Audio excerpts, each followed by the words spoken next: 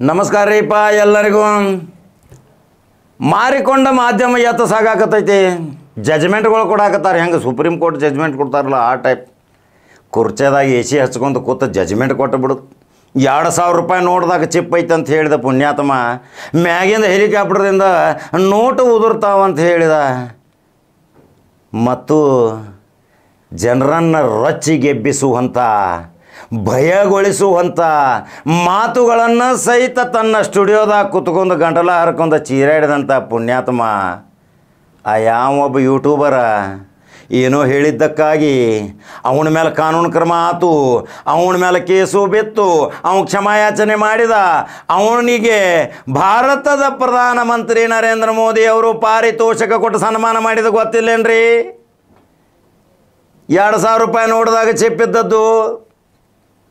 ಒಂದು MBA ಪದವಿದರೆ, ಒಂದು ರಾಜ್ಯದಲ್ಲಿ ಜನಮತಗಳ ಆಧಾರದಿಂದ ಆರಿಸಿ ಹೋದಂಥ, ಮುಂಬಾಗಿಲು ಪ್ರವೇಶ ಮಾಡಿದಂಥ ಇದೇ ಚಿಕ್ಕೋಡಿಯ ಸಂಸದೆ ಬಗ್ಗೆ ಬಹಳಷ್ಟು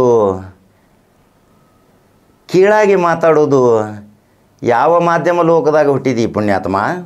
ನಿನಗೆ ಮಾಧ್ಯಮ ಅಂದ್ರೆ ಗೊತ್ತೈತೇನೆ? 30 ವರ್ಷದಿಂದ ಮಾಧ್ಯಮದಾಗದೀಯ, ನಾನು ಅದನ್ನು 30 ವರ್ಷದಿಂದ.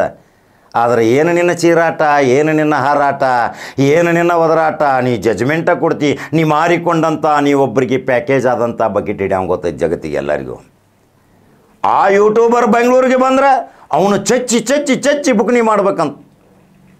ತಿರುಪತಿ ಲಡ್ಡುದಲ್ಲಿ ಯಾರು ಮಿಕ್ಸ್ ಮಾಡ್ಯಾರ ಅದನ್ನು, ಅವರನ್ನು ಅಲ್ಲಿ ಬೆಟ್ಟದ ಮೇಲಿಂದ ಕಿಡಿವಿ ಅವರನ್ನು ತುಕಡಿ ತುಕಡಿ ಮಾಡಿ ಕಾಲು ಮುರಿಬೇಕಂಥೇಳಿ. ಯಾವ್ರಿ ಇವ? ಸೋಮೋಟೋ ಕೇಸ್ ಹಾಕಿ ನತಗ ಒಳಗೆ ಹಾಕ್ಬೇಕು ಇವಂಗ. ಇವೇನಿದ್ದ, ಇವನ ಇತಿಹಾಸ ಏನಿತ್ತು ಮೊದಲು, ಇವಂದು ಆಸ್ತಿ ಪಾಸ್ತಿ ಎಷ್ಟೈತಿ ಇದನ್ನೆಲ್ಲ ತನಿಖೆ ಮಾಡಿದರೆ ಗೊತ್ತಾಗಿತ್ತಲ್ರಿ. ಏನು ಇವನೇನು ಭಾಳ ಸಾಚ, ಶುದ್ಧ, ಪರಿಶುದ್ಧ, ಭಾಳ ನಾನೇ ಧೀಮಂತ, ನಾನೇ ಸರ್ವಾಧಿಕಾರಿ, ಮಾಧ್ಯಮ ಲೋಕದಲ್ಲಿ ನನ್ನನ್ನು ಮೀರಿಸೋರು ಯಾರೂ ಇಲ್ಲ ಅಂಥೇಳಿ ತಿಳ್ಕೊಂಡು ಹೊಂಟಾನ. ಈ ಹುಚ್ಚನ ಕತೆ ಜನ ಇವತ್ತು ಈ ಒಂದು TV ಚಾನಲ್ ಬಂದ ತಕ್ಷಣ ಬಂದ್ ಮಾಡತ್ತಾರ. ಇನ್ನಾದರೂ ತಿಳ್ಕೊ, ಈ ಬರದಾರ್ರಿ ಕರ್ನಾಟಕದಾಗ ಬರೀ ಹಿಂದೂ ಮುಸ್ಲಿಮ್ ರುಬ್ಬುದ ಬೆಳಗಿಂದ ಸಂಜೆ ತಕ. ಈ ಒಂದು 2 ಚಾನಲ್ ಅದಾವೆ, ಎಷ್ಟೊಂದು ಚಂದ ನಡೆಯಾಕತ್ತಾವ ನೋಡಾಕತ್ತೀರಿ. TV5 ರಮಾಕಾಂತಂದು ನೋಡ್ರಿ, ಎಷ್ಟು ಚಂದ, ಎಷ್ಟು ಸ್ವಾರಸ್ಯಕರ, ಎಷ್ಟು ವಿವರವಾಗಿ ಸತ್ಯಾಂಶಗಳನ್ನು ಬಿಚ್ಚಿ ಇಡುವಂಥ ಇವತ್ತು TV5 ರಮಾಕಾಂತ್ ಮತ್ತು ನಮ್ಮ ರಾಧಾ ಹಿರೇಗೌಡರ ಸಹೋದರಿ ನೋಡುತ್ತೆ ಬರ್ರಿ ಅಂಥ ಚಾನಲ್ಗಳು.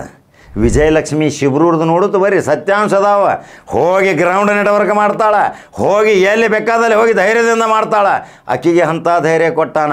ಇವು AC ಹಚ್ಕೊಂಡು TV ಮುಂದೆ ಕೂತ್ಕೊಂಡ, ಇವು ಸ್ಟುಡಿಯೋದಾಗ ಅವರು ಹೀಗೆ ಇವರು ಹೇಗೆ, ಪಾರ್ಲಿಮೆಂಟ್ ಮೆಟ್ಟಲು ಗೊತ್ತಿಲ್ಲ ಅಂತ. MBA ಪದವಿದರೆ ಇಲ್ಲದ ಮಂದಿ 90,000 ಓಟ್ ಹಾಕಿ ಕಳಿಸೋದಿಲ್ಲ MP ಮಾಡೋಕೆ. ಪುಣ್ಯಾತ್ಮ ಎಚ್ಚರಿಕೆ ಮಾತಾಡುತ್ತು ಬಾ. ಉತ್ತರ ಕರ್ನಾಟಕದವ್ರ ಬಗ್ಗೆ ಭಾಳ ಕೀಳಾಗಿ ಮಾತಾಡ್ತಿ. ಒಮ್ಮೆ ಉತ್ತರ ಕರ್ನಾಟಕದವ್ರು ರೊಚ್ಚಿಗೆ ಗೆದ್ರಂದ್ರೆ ನೋಡು ಆಮೇಲೆ ಏನೇನು ಆಕೈತಿ ಪರಿಸ್ಥಿತಿ. ನೀನು ಒಂದು ಸ್ವಲ್ಪ ವಿಚಾರ ಮಾಡ್ಬೇಕು, ನಿನಗೂ ಒಂದು ಜವಾಬ್ದಾರಿ ಐತಿ. ಏನೋ ಕೂತ್ಕೊಂಡು ಓದಿರ್ತಿಪ್ಪ. ನೀ ಹೇಳಿದ್ದೇನು ಸುಪ್ರೀಂ ಪವರ? ಆ ಬಾಜು ಕೂತಿರ್ತಾರೆ ನಿನ್ನ ಜೊತೆ, ಅವ್ರಿಗೆ ಮಾತಾಡೋಕೆ ಕೊಡೋದಿಲ್ಲ. ನೀನೇ ಸರ್ವಾಧಿಕಾರಿ, ನೀನೇ ಏನೋ ಎಲ್ಲ ಯಾವುದೋ ಆದೇಶ ಕೊಟ್ಟಂಗೆ ಕೊಡ್ತಿಪ್ಪ. ಏನೈತಿ ನಿನ್ನ ಕಡೆ ಆದೇಶ ಕೊಡುವಂಥ ಶಕ್ತಿ? ನಿನಗೆ ಸೋಮೋಟೋ ಹಾಕಿ ಒಳಗೆ ಹಾಕ್ಬೋದಲ್ಲ. ರೊಚ್ಚಿಗೆದ್ದು ಕತ್ತರಿಸಿ ಉಗಿಬೇಕು, ಇವೆಲ್ಲ ಅಂತ ಪ್ರಚೋದನಕಾರಿ ಅಲ್ಲ. ಯಾವಾಗಲೂ ಒಂದು ಮಾಧ್ಯಮದಲ್ಲಿ ಜ್ವಲಂತ ಸಮಸ್ಯೆ ತೋರಿಸು. ಎಷ್ಟೋ ಹಳ್ಳ್ಯಾಗ ನೀರಿಲ್ಲ, ಸಾಲಿಲ್ಲ, ಎಷ್ಟೋ ಹಳ್ಳ್ಯಾಗ ಅಂಗನವಾಡಿ ಕೇಂದ್ರಗಳು ಇಲ್ಲ, ಎಷ್ಟೋ ಜನ ರೈತಾಪಿ ಜನ, ಕೂಲಿಕಾರ ಜನ ಸಾಯಾಕತ್ತಾರ ತಮ್ಮ ಬಿಲ್ ಸಲುವಾಗಿ. ತನ್ನ ಬೆಳೆದಂಥ ಕಬ್ಬಿಗೆ ಬೆಲೆ ಇಲ್ಲ. ತೋರಿಸಿದಿ, ಹೋಗಿದಿ, AC ದಾಗ ಕೂತು ಒದರಾಡೋದಲ್ಲ, ಗ್ರೌಂಡ್ ನೆಟ್ವರ್ಕ್ ಮಾಡ. ವಿಜಯಲಕ್ಷ್ಮಿ ಶಿಬ್ರೂರ್ಗತೆ ತಿರುಗಾಡ, ಗೊತ್ತಾಗ್ತೈತಿ ಜರ್ನಾಲಿಸ್ಟ್ ಅಂದ್ರೆ ಏನು, ಪತ್ರಿಕೋದ್ಯಮಿ ಅಂದ್ರೆ ಏನು. ನೀ 2,000 ರೂಪಾಯಿದಾಗ ಚಿಪ್ ಐತಿ, ಹೇಳಕ್ಕ ನಗತಿಪ್ಪ, ಏನು ಮಾತಾಡ್ತಿ? ಏನು ನಿಂದು ಸರ್ವಾಧಿಕಾರ ಸ್ಟುಡಿಯೋದಾಗ ಚೀರಾಟ ಒದರಾಟ, ಯಾರನ್ನ ಹೆಂಗೆ ಮಾತಾಡೋದು? ಆ ಬಾಜು ಒಂದು ಆ್ಯಂಕರ್ ಕೂತಿರ್ತಾರೆ, ಅದಕ್ಕೆ ಈಗ ಮಾತಾಡೋಕೆ ಕೊಡಂಗಿಲ್ಲ. ನೀನೇ ಸರ್ವಾಧಿಕಾರಿ ಮತ್ತು ಒಂದಕ್ಕೆ ಅಂಟ್ಕೊಂಡಿ. ಅದು ನಿನ್ನ ಮೊದಲ ಪತ್ರಿಕೋದ್ಯಮದ ಮಹಾಕಲಂಕ ನಿನಗೆ.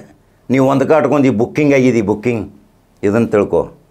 ಈಗ ಕರ್ನಾಟಕ ರಾಜ್ಯ ಜ್ವಲಂತ ಸಮಸ್ಯೆಗಳ ಬಗ್ಗೆ ಕೇಳೋದೈತಿ. ಎಲ್ಲೆಲ್ಲಿದೋ ಏನೇನೋ ಹೇಳ್ಕೊತ್ಕೊಂಡ್ತಿ ಕತಿ. ಯಾರು ಕೇಳ್ತಾರೆ ಕತಿ ನಿಂದು?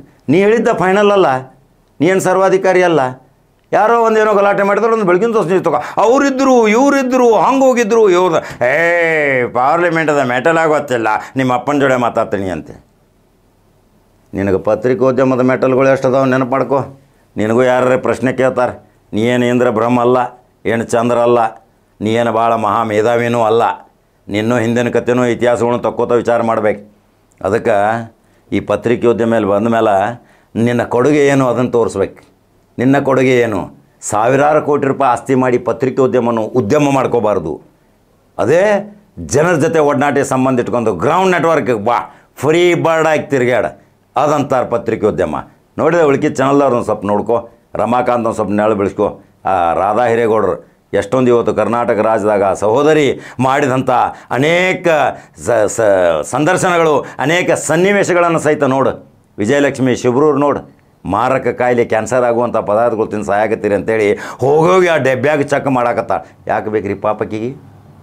ನಮ್ಮ ಸುರಕ್ಷತೆ ಸಲುವಾಗಿ ಅಲ್ಲ, ನಮ್ಮ ರಾಜ್ಯದ ಜನತೆಯ ಒಂದು ಒಳ್ಳೆಯ ಸಲುವಾಗಿ, ಅವೇರ್ನೆಸ್ ಜಾಗೃತಿ ಮೂಡೋ ಸಲುವಾಗಿ ಮಾಡಾಕತ್ತಾಳಲ್ಲ. ಇಂಥವೆಲ್ಲ ಕಲ್ಕೋಬೇಕು. ಯಾವಾಗಲೂ ಒಂದು ಯುವ ಪ್ರತಿಭೆ ಸಣ್ಣ ವಯಸ್ಸಿನಲ್ಲಿ ಪಾರ್ಲಿಮೆಂಟ್ ಪ್ರವೇಶ ಮಾಡಿದ್ದು ಎಷ್ಟೊಂದು ಖುಷಿ ಪಡಬೇಕು. ಅದೇನು ನಾಮಿನೇಟ್ ಅಲ್ಲ, ನೇರ ಚುನಾವಣೆ ಮುಖಾಂತರ ಮತಗಳಿಂದ ಆರಿಸಿ ಬಂದಂಥ ಆ ಯುವಕಿಗೆ ಸ್ಕೋಪ್ ಕೊಡಬೇಕು, ಸಪೋರ್ಟ್ ಮಾಡಬೇಕು. ಆದರೆ ಏನಾದರೂ ಮಾತಾಡಿದ್ರೆ ಅಲ್ಲಿರುವಂಥ ಮತದಾರರಿಗೇನ ಅವಮಾನ ಮಾಡಿದಂಗೆ ತಿಳ್ಕೊ. 2000ರಲ್ಲಿ ಚಿಪ್ಪಿದ್ದಂಥ ಪುಣ್ಯಾತ್ಮ ಹೆಸರು ಹೇಳೋಕ್ಕೂ ನಾಚಿಕೆ ಬರ್ತೈತಿ. ಅದರ ಸಲುವಾಗಿ ಪತ್ರಿಕೋದ್ಯಮ ಮಾಧ್ಯಮ ಅಂದರೆ ಏನು ತಿಳ್ಕೊಬೇಕು, ತಿಳಿದ ಮಾತಾಡಬೇಕು.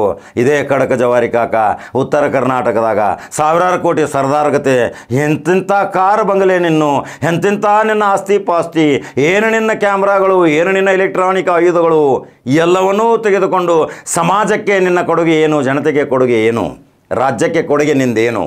ಬರೇ ಟೀಕೆ ಟಿಪ್ಪಣಿ, ಯಾರ್ದು ಬೆದರಿಸಿ ಮಾತಾಡ್ತಿ, ಮತ್ತೆ ಅಲ್ಲಿ ಹೋಗಿ ಅವ್ರಿಗೆ ಸತ್ಕಾರ ಮಾಡ್ತಿ, ಮತ್ತು ಅವ್ರು ಏನಾರು ಗಪ್ಚುಪ್ ಇವೆಲ್ಲ ವ್ಯವಹಾರ ಗೊತ್ತದಾವ. ಜನ ಏನು ಸುಮ್ಮ ಕೂತಿಲ್ಲ, ಎಲ್ಲರಿಗೂ ಗೊತ್ತಾಗ್ತೈತಿ. ಭಾಳ ಶಾಣೆತನ ಪ್ರದರ್ಶನ ಮಾಡಬೇಡ, ಜಾತ್ಯತೀತತೆಯಿಂದ ಬಾ. ಇದು ಕರ್ನಾಟಕ ರಾಜ್ಯ, ಇದು ಭಾವ್ಯಕತೆಯ ನಾಡು, ಸೂಫಿ ಸಂತರ ನಾಡು, ಅಣ್ಣ ಬಸವಣ್ಣರ ನಾಡು, ಕೆಂಪೇಗೌಡರ ನಾಡು, ರಾಜ್ಯ ವೀರರಾಣಿ ಚೆನ್ನಮ್ಮನ ನಾಡು, ಸಂಗೊಳ್ಳಿ ರಾಯಣ್ಣನ ಬೀಡು. ಇಂಥ ಒಂದು ರಾಜ್ಯಕ್ಕೆ ಅಪಾರ ಕೊಡುಗೆ ಕೊಟ್ಟಂಥ ಪುಣ್ಯವಂತ ಪತ್ರಿಕೋದ್ಯಮಗಳು ಕೈಲಾಸವಾಸಿಗಳಾದರು.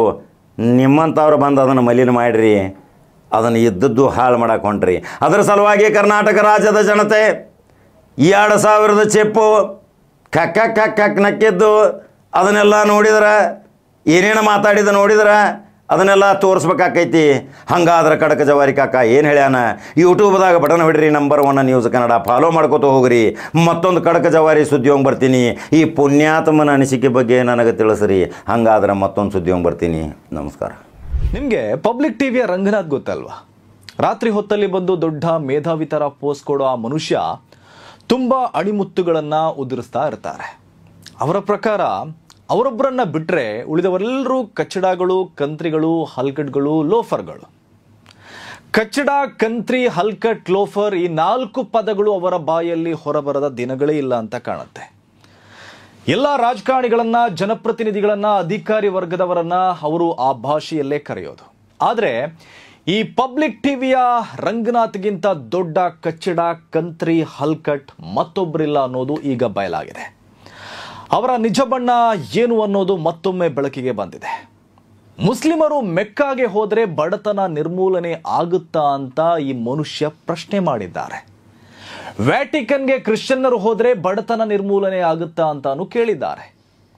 ಅವರ ಪ್ರಶ್ನೆಗೆ ಯಾರಾದರೂ ಉತ್ತರ ಕೊಡಬೇಕಂತೆ. ಈ ಮನುಷ್ಯನ ತಲೆಕೆಟ್ಟ ಪ್ರಶ್ನೆಗೆ ಯಾರೋ ಬಂದು ಏನಕ್ಕೆ ಉತ್ತರ ಕೊಡಬೇಕೋ ಗೊತ್ತಿಲ್ಲ. ಈ ಮನುಷ್ಯ ಕೇಳಬೇಕಾದ ಪ್ರಶ್ನೆಗಳನ್ನ ಕೇಳಲ್ಲ, ಕೇಳಬೇಕಾದವರ ಬಳಿಯೂ ಕೇಳಲ್ಲ. ಯಾಕಂದ್ರೆ ನೈಜ ಪ್ರಶ್ನೆಗಳನ್ನ ಕೇಳೋಕೆ ಈ ಗೋಧಿ ಮೀಡಿಯಾ ನಡೆಸುವ ರಂಗಣ್ಣನಿಗೆ ಯಾವ ನೈತಿಕತೆಯೂ ಇಲ್ಲ.